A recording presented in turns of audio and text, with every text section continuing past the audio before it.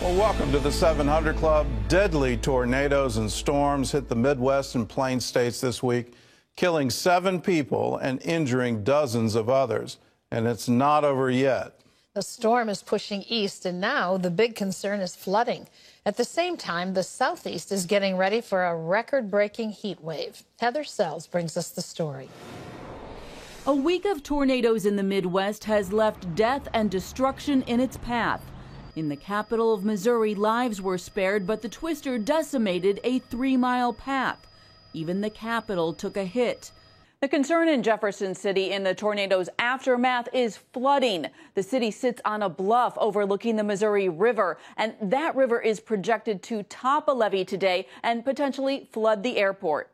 So not only are we dealing with the storm, we're also still paying attention to what happened with the water rising. The Missouri tornado was just one of dozens to strike the Plains states in the last few days. This funnel cloud crossed over the Texas Panhandle near the Oklahoma state line on Thursday. A reporter was able to come up very close. We're almost on it. It's a large tornado, and I can see violent motion. I mean, good night, this thing is spinning hard. Oklahoma is still getting hammered by both tornadoes and flooding, the worst in 30 years. The big concern, the Arkansas River. Authorities have opened the floodgates at Lake Keystone, where rising waters threaten the dam. But that's dumping millions of gallons of water into the Arkansas River, which runs right through Tulsa. We called up some of the National Guard. To make matters worse, these 2 barges broke loose and floated down the swollen Arkansas on Thursday. As you can see here, they actually slammed into a dam and then sank. The dam held, but the sunken boats are now blocking 3 of its 12 floodgates. The storm system is now moving east. On Thursday afternoon, an EF1 tornado touched down in Columbia, Maryland. And heading into this holiday weekend, believe it or not, forecasters are also talking about a heat wave. Potential record temperatures in the high 90s, possibly into the 100s, will likely scorch the southeast from Alabama to Virginia. And as forecasters point out, those enjoying the holidays should be prepared, as heat can literally be a killer. Heather Sells, CBN News. Well, in other news, President Trump has told the intelligence community to work with the Attorney General and his probe into the source of the Russia investigation. John Jessup has that story from our CBN News Bureau in Washington. John? That's right, Gordon. The president has directed intelligence services to, quote, quickly and fully cooperate with Attorney General William Barr's investigation into Robert Mueller's 2-year Russia probe and possible collusion with Trump's 2016 campaign. Trump also gave Barr full authority to declassify documents connected to the probe. Barr has already asked U.S. Attorney General John Durham to determine if the intelligence and surveillance methods used in the Russia investigation were legal and appropriate. Well, embattled British Prime Minister Theresa May is resigning effective June 7th, admitting defeat in her handling of Brexit, the UK's 2016 referendum to leave the European Union. I have done everything I can to convince MPs to back that deal.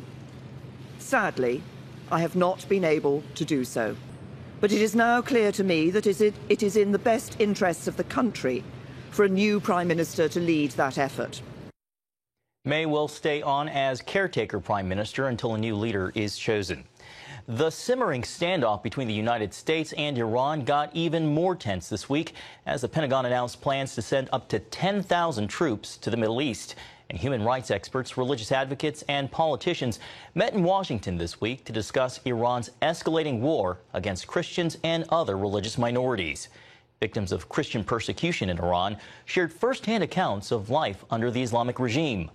Among those invited were Ambassador Sam Brownback, Senator Ted Cruz, and Dr. Mike Ansari, head of one of the largest satellite channels broadcasting Christian programming into Iran.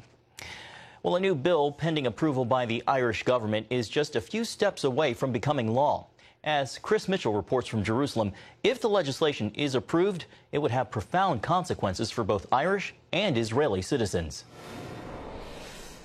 The proposed law would make it illegal for Irish citizens to buy goods and services from Israeli citizens in what they define as the occupied territories.